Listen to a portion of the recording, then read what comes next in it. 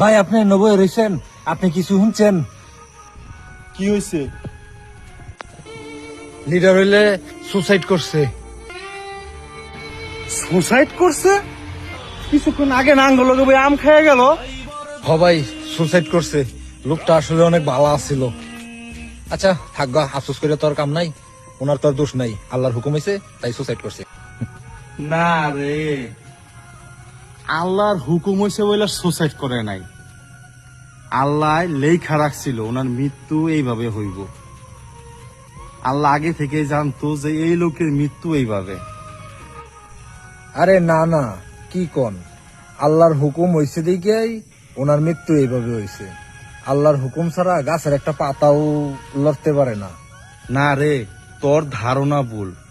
আল্লাহ আগে থেকেই জানতো ওনার মৃত্যু এইভাবে হইব, তাই আল্লাহ আগে থেকে লেখা রাখছিল যে ওনার মৃত্যু এইভাবে হইব।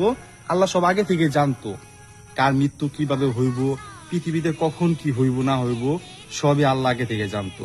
এর জন্য ওনার নসিবে এইভাবে লেখা ছিল বিধায় এরকম হয়েছে। ধর তোর আমি একটা উদাহরণ দেই। তুই এক জায়গায় ঘুরতে গেছস, তো তোর সামনে দেখলি যে একটা 4 রাস্তার মোড়, তুই মোড়ের মাঝখানে দাঁড়াইলি।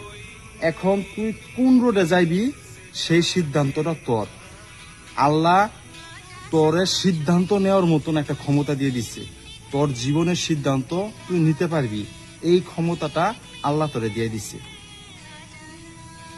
তুই ধর কারোরে মার্ডার করছস, কিংবা তুই কোথাও গিয়ে কোনো পরকিয়া করছস, এগুলা তো তোর আল্লাহ শিখায় দেয় না, এগুলো হুকুমও কিন্তু আল্লাহ দিয়ে দিছে না।